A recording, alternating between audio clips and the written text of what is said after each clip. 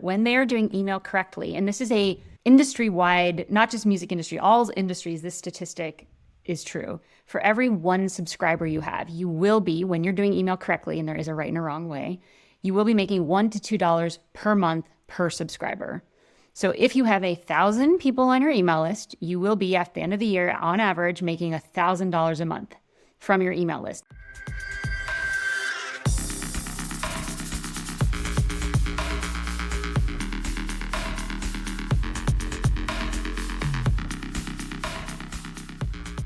What's up, everybody? Welcome to the Headliner Mindset Podcast. Today's guest is a Grammy-nominated musician and composer who is also an artist coach, just like myself. She not only helps people clear out their mental and emotional blocks, but also gets them set up with the proper systems to really build a profitable business, hit their goals, and get results. This is Cheryl ENGELHART. Hello. Thanks for having me, Nick. I'm so psyched to be here. I am so psyched to be here as well. You know, we just got connected through our mutual friend and mentor and coach, Preston Smiles, our brother. I literally just put out a podcast with him today. Oh, so awesome. Everybody that's tuning in, definitely got to go check out that episode. Preston is amazing, but he's how you and I got connected because we're both in this interesting space where, you know, you're coming from the artist background, I'm coming from the music industry background, but we found this really cool place of coaching and helping people. And I'm just excited to dig in with you because you are doing some really cool things, and I know there's a lot of value that we get to provide people today. So thank you for being here. Awesome. I'm super psyched. Yeah. Now, before we get into the coaching stuff that you're doing, I'd love to hear just a little bit of a background of your journey as an artist, as a musician, as a composer, because, Grammy nominated, baby. Let's go. That's huge. Thank So you. what were you nominated for a Grammy for, and what was what is your involvement on that artist side? Yeah, totally. So my 7th album that I put out was my 3rd in the new age category. I had done 4 piano pop albums, probably over about 10 years. I toured with the band forever.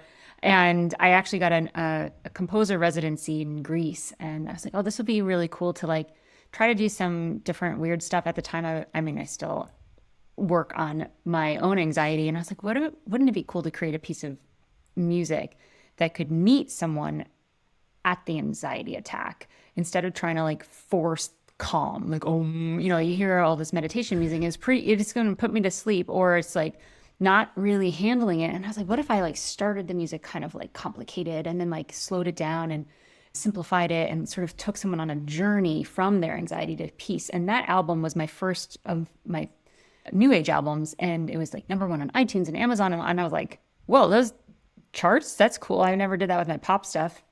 So I was like, am I a new age artist?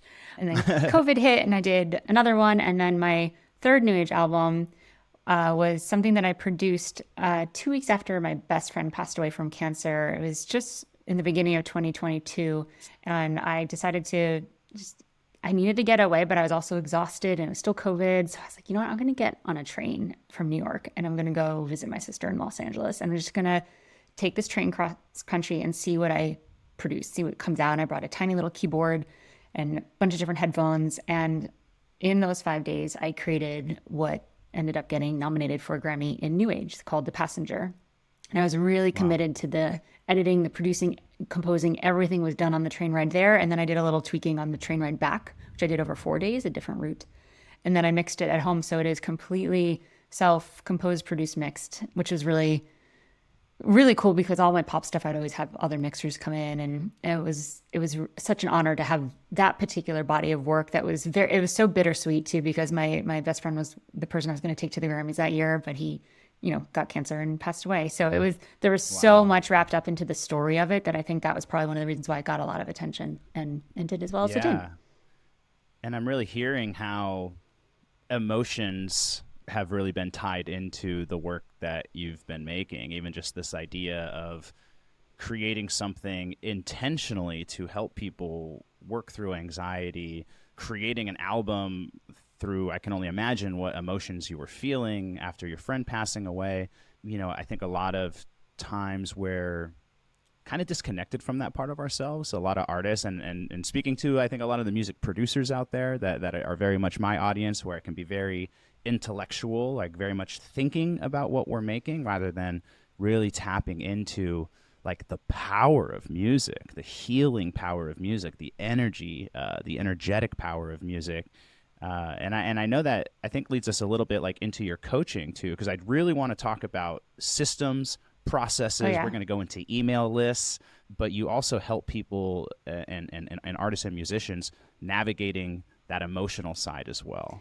I'd love to hear like what you do on that side of it as a coach. Yeah, totally. I mean, just before we move into like the sort of coaching world of it, I even noticed myself like as an analytical producer person looking at a lot of the data. And that's one of the reasons why I love systems like career systems, which like you said, we'll get into. But even when I'm mixing and I'm looking at the waveform, I have to remind myself, I'm like, even though it looks like the decibel level is where it's supposed to be or the EQ is dipped here, like listen to it, feel it. You can get so caught up in like the very visual evidence base instead of just Yeah. stopping and seeing, is that what I'm wanting to be feeling in my body? Is that the, Yeah. so dropping into that, and that, that ties all the stuff in that I know we're going to talk about. And that's such a deep foundation of my work and my philosophy is this idea of duality, right? This idea of balance. We're talking about using your head, being intellectual and studying, the data, but also using your heart, being in touch with your body, being in touch with your emotions. And it's finding the integration of both of those. It's not one or the other. Like, you got to look at the data. You should. A lot of people aren't. I'm just learning that kind of in my business. Even with my podcast, I'm doing a little podcast course and they're like, yo, are you looking at your stats every day? And I'm like, no, I just kind of make podcasts and throw them out there and have fun conversations. And so, finding that integration and that balance of using the intellect and also using, the heart, the soul, the gut, whatever we want to call it. So Totally. I love that. I think you're such a great example of someone that is, finding a lot of balance between those two. So tell me about on the coaching side, in that more emotional space, the below the neck work that you're doing. What do you help people with? Yeah, it's funny. I don't think of it initially as emotional. I got started as a coach because I was just getting invited to speak a lot at different music conferences because I've had, my small sort of indie successes, like touring all over the world and playing some great festivals, getting some music licenses. Like I've sort of dabbled in a lot of different areas where musicians want to see success.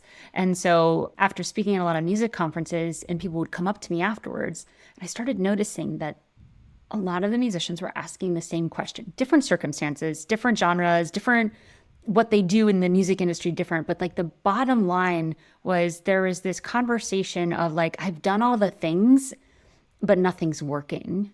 And how do I level up? And how do I get to the next point where I can pay my rent or where I can feel really fulfilled or where I can connect with an audience in a meaningful way? And so I saw a lot of people in the music marketing world giving these sort of very specialized, this is what worked for me, do this. And I have such a weird background. I got started in hip hop recording studios and commercials, and then I was a scuba diver for the government. Like I have the weirdest path.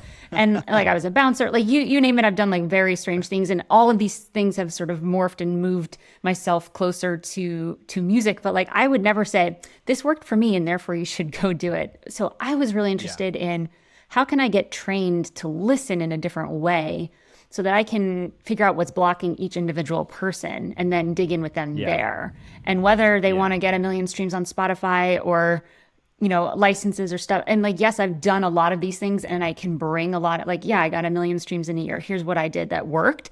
Also, these are the other things that you could do. And sometimes there's stuff that I haven't done, but it's not about the next marketing thing or the next app or chat bot or like, the success is not, that's so specific. It usually has something to do, in my experience, and I've been coaching for 17 years now, it usually has something to do with how you are self-sabotaging your future for something that has gotten on, like sort of under the radar from your past that hasn't gotten looked something at. Buried in there.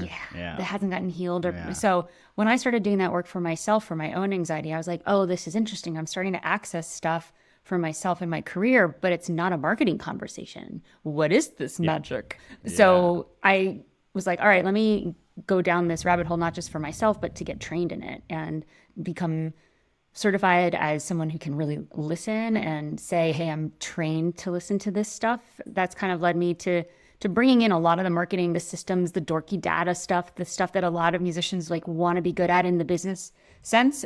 But a lot of times there's this crossover with like, I am terrified of being seen, even though everything I want with all of my body and soul is to just be seen and heard. But the last time I was really seen, when I was like 8, it didn't go so well. I got made fun of, or I got attacked, or like there's something. And so now we have this unconscious, subconscious, like this is just an example of like what is kind of common, that there's this like hidden part of you that's preventing you and sabotaging any opportunity you have to actually be seen in the way that you and your music deserve to be. So we got to go back and heal that little thing so that it's not running the show. We don't want our businesses to be run by an 8-year-old. So that's the work I do. Beautifully said. Yeah, I love that. And I like the metaphor of it's like you are trying to drive your car with the parking brake on. You're like, I'm doing all the things. I'm hitting the gas. I'm doing all the strategy stuff that people told me to do. I got my foot on the gas. Why is this thing not moving? Right. And it's like, well, no, the car's actually fine.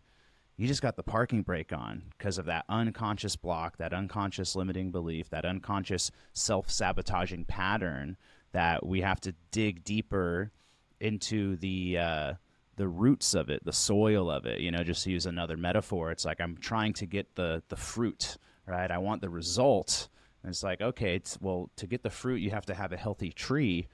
To have a healthy tree, they've got to have, strong, healthy roots. But to have healthy roots, you got to have healthy soil. Like there's a level of depth of like, there's something deep in there. And the more we can clear that stuff out, it's great. Because, to be honest, a lot of the work and the stuff that I've been doing, it more so recently, like it has been really on the surface level. It's like, let's build the brand and come up with, content ideas. And at the end of the day, like I much more love doing that deeper work and being able to work with people that are willing to go there and do that work. A lot of times people don't realize that that's actually sort of really what they need. They're coming to like, oh, let me get the marketing strategy. It's like, are you down to actually go deep and really figure out what's going on in there? Because are you ready for it? Are you ready for it? And just being open, to doing that work. So let's talk about this strategy side of it though as well, because that's really what I want to dig into with you. Systems and processes. I'm not going to say I'm not a systems and processes guy. I'm not going to claim that identity. I'm learning how to become better with systems and processes. And I feel like this is a very common thing for a lot of artists is they're very tapped into the flow, the creativity, creating music and stuff, but then actually sitting down and having systems and processes when it comes to the business and running the business, oftentimes there's kind of a big gap there. So what do you help people with there? Yeah. So to me, when there's something in my life that's not working, it mostly can be pointed to a system that is either not installed or not optimized. And that can be anything from my time management, my calendar system, to my email, how I connect with my fans, to my finance system, to my nervous system. Like, how am I optimizing my nervous system? Like, it's called that for a reason. So I work inside of all the systems, and I have one sort of bigger system in which all the systems can be placed so that you're not battling, oh, I'm in creative mode right now. How can I go set up a very technical metadata system for my licensing songs? They're different phases. And I have this thing called the musician success cycle that allows you to go through 5 phases one at a time and remove the overwhelm of feeling like you have to do all the things at once. Like focusing on building and optimizing one system at a time is really, really, really powerful. And it doesn't matter which one it is. I usually start coaching with, what do you want right now? Like what's most important to you? And then work backwards. Okay, what systems are already in place? What systems need to be in place that would really support that thing that you want? What are the 5 phases? The first one is learning and determining. This is where you sort of get to energetically just get some downloads. What do I want? You have to determine the goal for this time around the success cycle. And by the way, I call it a cycle because for those of us that are in this for the long haul, it's not like, okay, I hit that goal, now I'm done. Goodbye, music. So some of us are going around our 20th success cycle. Some of us are 5th. Some of us are 100th, So you're always learning and building. So you got to figure out, what do I want for this time around the success cycle? Second phase is creating. What do I want to build? Sometimes this is an album or a song or a single or something that's very obvious, but other times it's like, I really want to master my email list. So maybe this is where I sit down and I write my nurture series that are going to be automated, and I start telling my story. And there's some sort of muse present in phase 2. It's the creative muse, and it doesn't necessarily need to be music, although it often is. I want to shout that out real quick because I talk about the muse a lot. I love that. I mean, it literally is where the word music comes from. The muse, Yeah. one of the 9 goddesses of inspiration from Greek mythology. I'm one that of they them. would Did you know visit that? you I'm just definitely kidding. are. Kidding. You're Totally kidding. you're inspiring me. You're inspiring me and giving me creative ideas. So 100%. But yeah, the goddesses from Greek mythology that would grace the painters and the poets and the musicians with inspiration. So, but I love that it's not only art though. It's like the creativity to create an email list. Right. I always say it's like creating content. It's a creative process. There's so much resistance to people not wanting to create content, and they're like, "Oh, I don't want to have to be an influencer." It's all this struggle. And it's like, wait, no. Yeah. The muse is available to you. Yeah. In all of these, and it can be fun. It can be inspiring. Yeah. Totally. So once you create something, a lot of musicians just like to get it out and they skip to phase 4, but that's not phase 4. Phase 3 after phase 2, which is the creation phase. Phase 3 is really the admin, the foundation laying. It's like the preparation phase. So this is where you sit down and you get an online, and you get your distributor, you get the copyrights, and you do your metadata, and you know, maybe you're getting your Google Docs or Airtable ready for who you're going to pitch in phase 4. So phase 3 is a little bit of grunt work, and a lot of people like to skip it, but it helps you be really ready and feel not like you're a chicken with your head cut off when you get to phase 4, which is pitching and promoting. So depending on the goal you set back in phase 1, you might be, maybe you're going out to support this album. So it's a touring goal that you have. So you're going to be pitching a lot of promoters, and you might be promoting to your fan list to come to the shows, or you might be going after licensing, or you might be pitching Spotify curators. But either way, there's pitching and promoting to do, and the energy is really outward in phase 4. And then phase 5 is where you fulfill on all the yeses. So if you did a fan funding campaign, this is when you go do the house concerts, or you send out the brownies, or you like whatever you said you were going to do. You go do the shows if you were trying to book some tours, right? So that's when you show up and you start to monetize, if that's part of the goal, what you had created. And then at some point you'll start to feel the itch of like, okay, now what's next? And you get to celebrate and then move back into phase 1. All right, now what do I want next? What's next important for me? How can I build on what I just did? So that's the musician success cycle in a nutshell. And I can give you a link for like, so people don't have to take notes to that too. I know we've got a couple things we're going to be talking about, but yeah, super cool. Yeah, definitely check the show notes. We're going to add a bunch of links. We're going to have a free download for you. We got a bunch of resources coming. So very cool. Very, very cool. I love that you've just dialed in those systems. I could take a page out of that book. But that system, like the success cycle, is where you can plug systems into. So like we were saying, emails sort of, sometimes it can be phase 2. Sometimes part of it is phase 2, phase 3. But if you're working on like time management, maybe that's phase 1. You're like, all right, what skills do I need to learn right now to be better equipped for this next cycle? So maybe you're going to try out a different calendar system, right? So maybe that system happens there. If you're working on finances and really monetizing, and you're like, I'm going to clean up and like really dig it, maybe your finance system happens in phase 5. So you don't have to do all the things at once. That's what the beauty of that success cycle is. And I'll just side note this as a musician, so the musicians listening, the way I like kind of stumbled upon this and created this framework was I was on tour, just did this huge festival in Switzerland, and my band and I were like on the rooftop of our hotel. And I was like, that was amazing. And I was like, I should write a song right now. This is like the coolest thing ever. And I could not come up with a single lyric. And I was like, oh, well, this is after my second album. And I was like, oh, it was a good run, 2 albums. And I think it was my bass player was like, are you kidding me? You're in like tour mode. You are performing. You're figuring out what train to get on with all of our gear. Like you're in a totally different energetic state.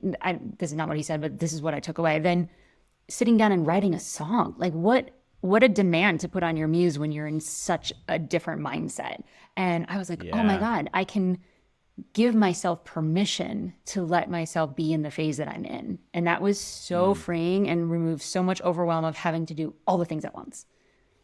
That is so huge and so almost counterintuitive to, I think, the way that a lot of artists and producers and DJs specifically are operating, where it's like, I got to produce every day. I got to make content every day. I literally had this on my group coaching call yesterday where we were talking about schedules, and I'm kind of having people like look at your calendar and let's be intentional with our time and where's your music fitting in and whatnot. And one of the guys was saying, he's just switching between 4 or 5 different things throughout the day. And maybe that works for some people, but it's like, yo, you know what? Maybe you need just a whole 1 or 2 days that's just music and a whole 1 or 2 days that's just, content and creating these other things during the week. But if we expand that out even further, maybe you have a month where you're not making any content at all. You're not in content creation phase whatsoever. It's just like a whole month just to make music. Right. What if you didn't worry about posting and content for a month? And then what if you took a month off of making music and you made all of your content for the next 6 months, that you really could. There's just other ways of doing it that I think we're not looking at. And for some people, honestly, creating content for social media is that phase 3 foundation laying stuff. It's not part of the muse. It feels like drudgery work. And it's like, all right, let's just lay the foundation, get this stuff out. And for some people, it's stuff that they are doing every day, kind of like brushing your teeth, doing your taxes. If you teach piano lessons regularly, like those are not part of the success cycle. If it's just stuff that you're doing, so you need to work those in so it's part of your lifestyle. Or it's if you really, really hate it, I always like to tell the musicians I work with, make sure next to your computer, next on your desk somewhere, you have a I don't wanna list. I don't wanna. Because if you start writing down stuff, you're like, oh, I really hate this, but I'm going to put it on this I don't want to list. Eventually, you're going to be looking at requirement for your first hire or your next hire, because your I don't want to list is someone else's I wish I could list. Video editing, content creation. So just putting it on a I hate this, but I'm going to do it right now list feels really good. You're like acknowledging that this is like, oh, but I'm going to do it because it's aligned with my goal for the success cycle. It's not just, I'm doing this because I think I should. And that is really thinking like a business owner is, I'm going to run this business to a certain extent. You'll run it 100% by yourself. But at some point, if you want to scale, if you want to grow, hiring other people, hiring a team, outsourcing is going to become very, very important. And I think there's a great opportunity here to think about, that I don't want to list, like maybe it's I don't want to do the video editing. I don't want to make the content. I don't want to do X, Y, Z. There are so many people out there. I'm thinking of like a young kid right out of college that's like, I want to get into the music industry. Totally. I don't know how, right? How do I break into this industry? And to be able to give somebody an opportunity to say, hey, look, you can get involved in an artist project. Like you can help me build this business. Like let's learn this together. Like get on board. There's so many people out there that are hungry on like the music business side that they're not like, I don't want to be the artist and make the music, but I want to be involved somehow. Totally. They're out there. So I love that you planted that seed. Yeah. It's a great way to sort of figure out, what do I want off my plate? Yeah. Now, let's talk about email marketing. That was what really inspired me about the conversation that we had when we first got connected, because I just think email marketing is something that most people in artists, DJs, in the electronic music industry are not really thinking about. Most of us are thinking about, how do I build my audience on Instagram? Totally. How do I build my audience on TikTok? I got to make content. We're looking at just building those numbers, building our followers and our fans there, and not really looking at building an email list. Right. So why is an email list important for an artist to have? Yeah. So before you're like, email, I'm going to turn that dial and just stay with me, y'all. First of all, email is in my humble opinion, the most untapped resource for a musician. It is a musician's untapped ATM. And I've seen this over and over and over again with myself, with my clients, and with people in my Amplified membership, that when they are doing email correctly, and this is a industry-wide, not just music industry, all industries, this statistic is true. For every 1 subscriber you have, you will be, when you're doing email correctly, and there is a right and a wrong way, you will be making $1 to $2 per month per subscriber. So if you have 1,000 people on your email list, you will be at the end of the year, on average, making $1,000 a month from your email list. Now that can look like a number of different things. So if you're doing, let's say you're going to do a Kickstarter for an album or fan funding, like that might all come in 1 month. Or so if you have 1,000 people on your list, that would be $12,000 for the year. Or if you are touring and you do house concerts and you offer your email list like house concerts or something, you'll be making $1,000 a month on average, or through merch sales during holidays, or through ticket sales, or through when you have new releases. But there's so many different ways you can monetize an email list. Yeah. I'm going to dig into a couple structures, and we'll talk about it. But I know I talk fast, so I just want to like give people a heads up. Everything I'm going to say will be in this PDF that we're going to give you at the end of this. So just like, it's all good. You don't have to pull over the car to like take notes.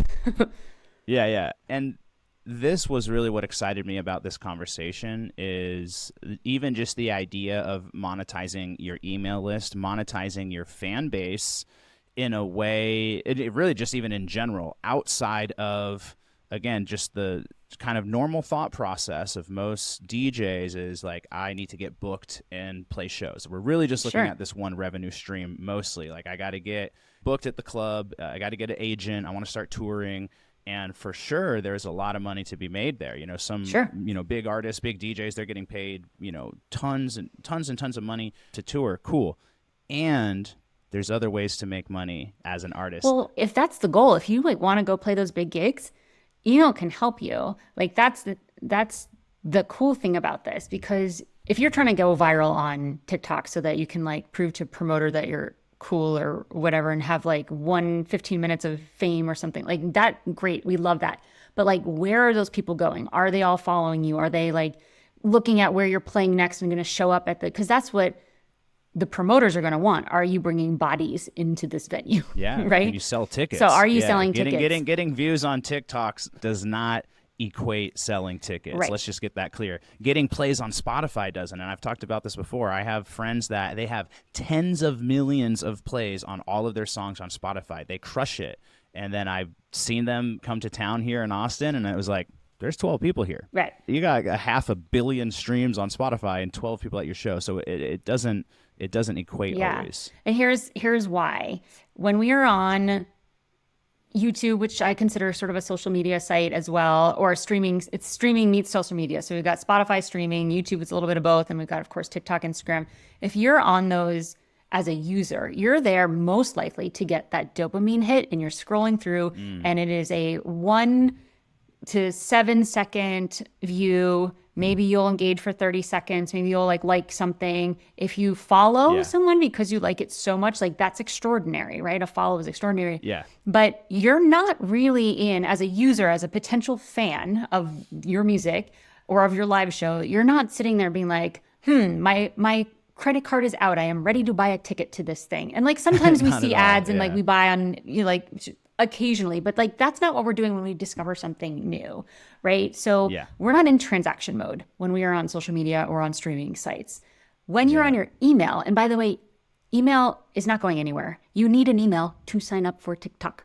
Like it's like a horseshoe crab. And this is where I bring in my biology major. Horseshoe crabs have not evolved for about 20 million years because they are perfect. They have they know how to turn over, they know how to protect themselves. So email is kind of like the horseshoe crab of systems. And when people are on email, they're more likely to be doing work. They're more likely to be doing transactions. They're more likely to be in engagement mode where there's like a back and forth more than just, oh, this person posted this for the world to see in an attempt to get viral. So email is a really beautiful opportunity, even when you are writing to your list and people know that they're on your email list and that it's a one-to-many structure. It still feels way more personal. And that's why the statistic is you are 9 times more likely to make a sale on email than on social media. You need to post 9 to 16 times for someone to do the same thing on social that they would do in one email. Like that sounds way easier to me. Yeah. And I like also that you said email is not going anywhere. It's not. Whereas when we look at social media platforms, MySpace, Snapchat, Vine, Snapchat, Clubhouse, to a certain extent, like MySpace and Vine, they don't even exist at all. Yeah. MySpace used to be the thing. Yeah. It was the Instagram. Yeah. There is a possibility that this shit might not be there at some point, So, your email, like you said, horseshoe crab, probably not going anywhere. And then you own it. You have access to those people. You have that data. You can download it. You can never lose them. My worst touring memory ever, and I have a lot of from the road stories, was we were 13 out of 14 days in a tour and about to leave the next day. We went from San Diego all the way up to Seattle, the entire West Coast. And it was me and my band in this van, and we were staying at my bass player's brother's house in like suburbia Seattle.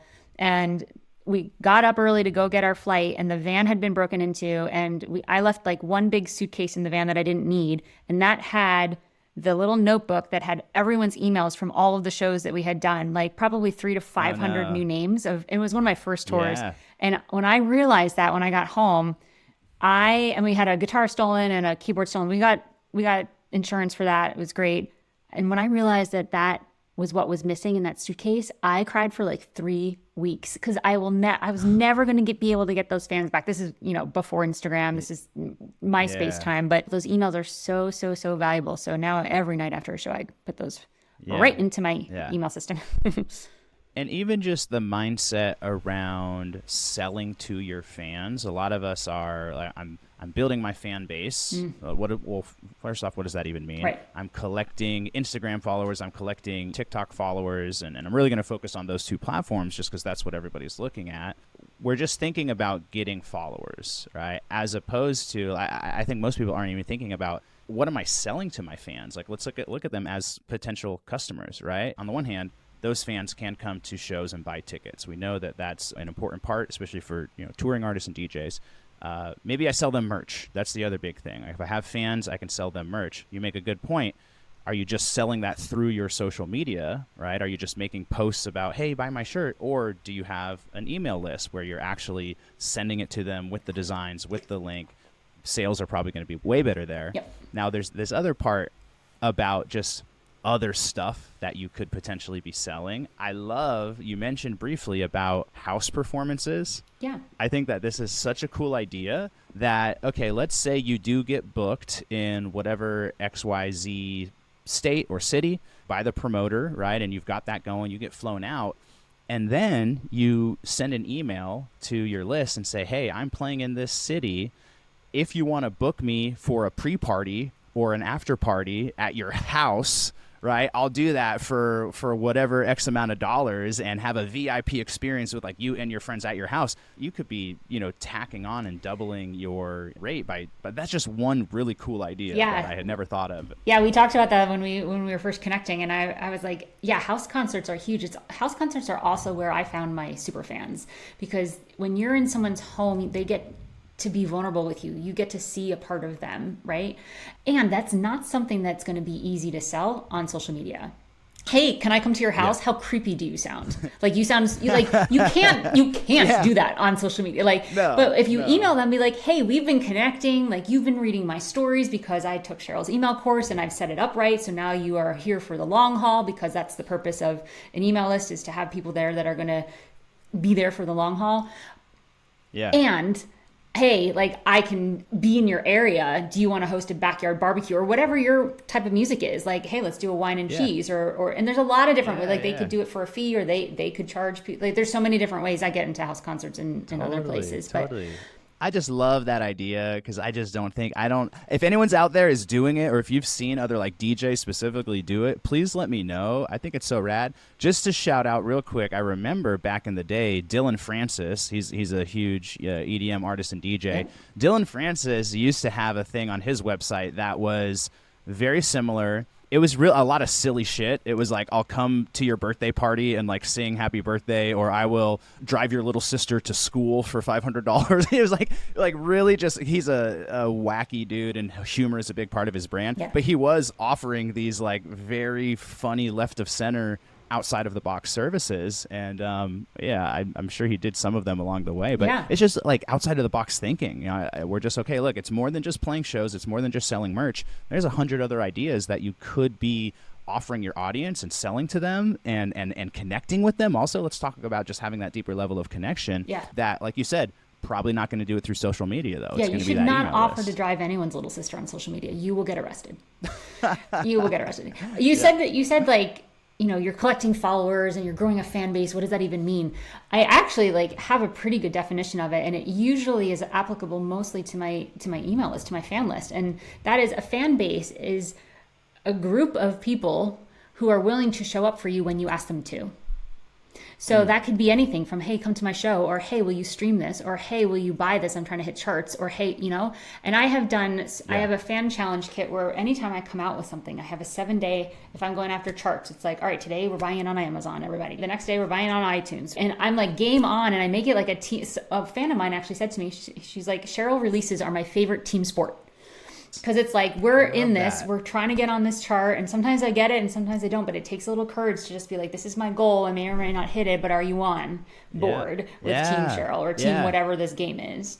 I don't know too much about the scientific back-end algorithm of Spotify, but the idea that I know is that if you get a lot of pre-saves, that it will kind of like trigger the algorithm that, a lot of people are excited about the song. They've been waiting for it to come out. So when you have a bunch of like pre-saves, that pre-release, then when it comes out, Spotify will start pushing it out to playlists and things like that. So Absolutely. I see a lot of y'all like, hey, pre-save my song. You're talking about on your social media. What if you had a 5,000 person email list that you blasted that to, where it's yo, this is your inner circle, and you could get even a fraction of them to do it. Like all of a sudden, boom, you're getting a nice little boost on your song. So and that's you another get great a example. Fraction of them to then go share on their social media so that they can even grow it. So I have a whole sharing campaign, and these are all like a little call to action. Yeah, these are all little series of emails that are in templates that are in my email course that I've already pre-written and tried and tested. So I have like the house concert series, I have the merch series, I have the single release, I have the pre-save, I have the day of album. Like I have all of these emails sort of templated out and just plug and play, so that you don't have to worry about like, how do I actually form this, and there's different, you're not saying the same thing all the time. Like when I'm selling something, or it doesn't even need to be selling. It means anytime I'm asking my audience to do something. So if it's follow me on Instagram, or if it's pre-save the song, or if I'm just having, hey, I want to boost this song because I really want to get on our playlist. I have impact days. Let's make an impact on this song. And even if the song is released, if you have 100 people, 300 people suddenly listening to a song, that will also trigger the algorithms on Spotify and say, hey, something's happened. Maybe it was on a TV show, or something's happening. People are listening to this. So then it gets sent to the editors being like, hey, check this out. So you are correct. That is how we had someone from Spotify actually in my membership talk about that impact days are great. So anyway, if I'm asking my fans to do this, and they're really clear on what the outcome will be, people want to be on a winning team. So you just need to be really clear about what it is and why it's important to you. It's not constantly saying, will you do this? Will you do this? Will you do this? Will you do this? Which is what we see a lot on social media. Like, hey, pre-save my album, pre-save my album. It's like, here's why this is important to me. Here's what the goal is. We're so close. I use we language a lot. Yes, yes. The team. You said team. I want to be on a winning team, and you're creating that sense of community, creating that sense of camaraderie. Totally. Like that's really, really cool. A lot of people, we talk about wanting to build a fan base, building an audience, really building a community around your brand and artist project, So I think a lot of Facebook groups were kind of popping for a little while. A lot of artists were doing the Facebook groups and kind of building their communities there. But build it on your email list. That's so smart. And here's the like sort of like the womp womp news that people don't want to hear. There's a good news and bad news. The bad news is that followers, and even when someone first signs up for your email list, you're like, hey, I'm going to give you a bundle of songs. Just sign up here. They become a subscriber. A follower is a follower, which means they are not yet fans. They're probably just curious at best. So when people say, oh, I have all these followers, or I have all these fans on my email list, I'm like, well, have they bought anything? Have they done anything? No, they're just on the list. I just got them at the show. I haven't done anything with them. I'm like, you don't have fans. You have subscribers, and it's your job through the emails you send to turn them into fans, turn them into customers, turn them into repeat customers, and then you have your super fan who will do anything for you. And also probably go share your stuff to bring more people into that little staircase in the first place. Yeah. It makes me think about back when I worked at Capitol Records. This was it was 2008 to 2011. That was where I started my career in the music business. So dating myself a little bit, some OG, street team stuff is what we used to do. We had a grassroots marketing department, and their whole job was like building the street team, and it would be like the Katy Perry fan base, and we would basically give like, hey, you're a super fan of Katy Perry, or you're a fan of this band, or you're a fan of whatever. Okay, cool. You want to get involved? we are going to mail you a bunch of flyers to go post up around your town. And we would get, we'd get them involved. We'd hook them up. Here's some free CDs. Here's, tickets to the show. But we were building these little armies, building these little street teams of people out there that were just preaching about that artist. Yeah. And so even just that mindset is like, it's not 2008 anymore. We're probably going to do it in a different way. And I'd actually be very curious if what the major labels are doing now on that sort of like street team vibe. But it sounds very similar, just like, hey, build my community, build my little army, have some call to actions here as well. I'm going to give you value, and in exchange, you're going to be a part of the team. We're going to feel more connected, and you're going to also go out there and spread the word for me. Yeah, I think that actually labels are not doing email really well. I follow a bunch of artists that used to be indie that are now on major labels, and it is such a bummer, the lack of connection. And I think even them, they are sitting on some serious little gold mines that they are not tapping into because if people are still sending newsletters. We are not in a newsletter culture. Do not send an email with 5 different things. People are not going to know what's important. They're not going to click on anything. They don't give a crap about most of it. You've got to be really singular in your delivery, and there doesn't have to be a call to action every time. Those are called nurture series. Those are the get to know you stuff. But I mean, it's kind of a lost art to do it really well.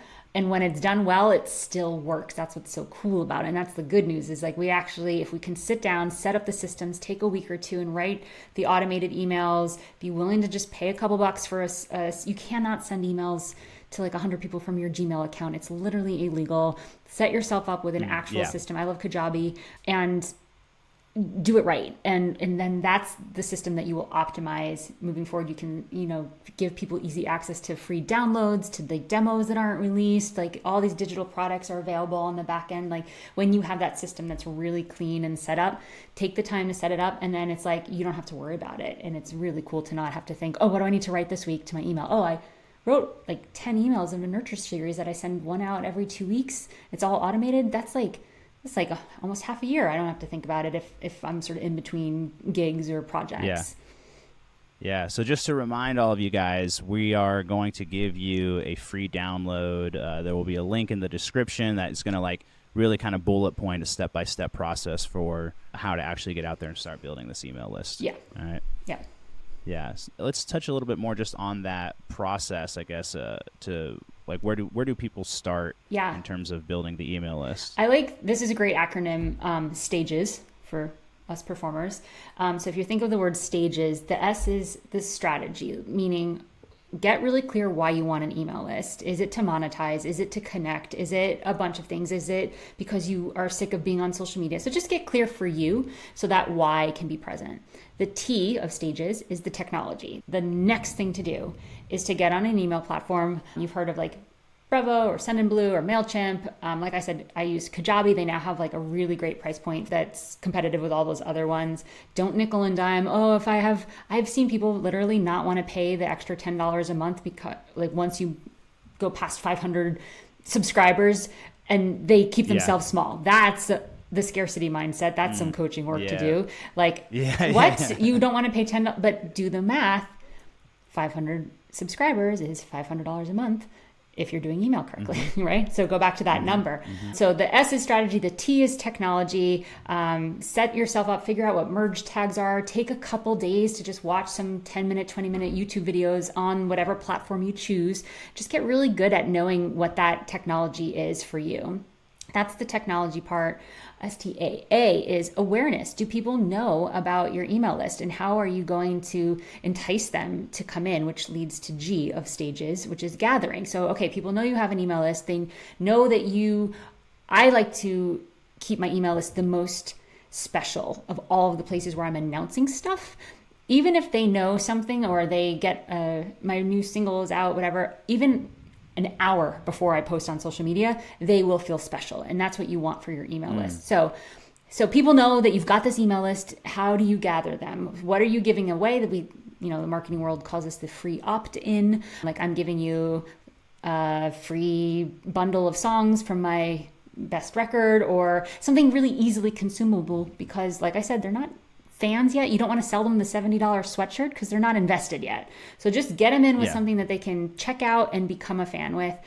So that's the gathering. And then E is engaging. So once they're in, what do you send them? The welcome series, and this is, I have templates for welcome series, is like the most valuable 4 emails that you'll send, the first 4 emails, because that's when people are most curious and they want the thing that you said you were going to give them. So they're going to open the email and you're going to be able to start training them to click and to do things, and the links are going to be correct, and they're going to learn that they can trust you. So there's this whole psychology that happens in the first welcome email. So the E of stages: strategy, technology, awareness, gathering, engage. Then we start sending them emails and we start asking them for their opinions, and then we start telling our story, and then we ask for their stories, and then maybe we sell something for a week, or we have a flash sale on a bundle of merch, and then you hit the ground running. And then the last S of stages is selling, and how to really do that without feeling like a salesman or like you're burdening people, and how often do you send these emails, and blah, blah, blah. So that's kind of all in the PDF I'm going to send you. And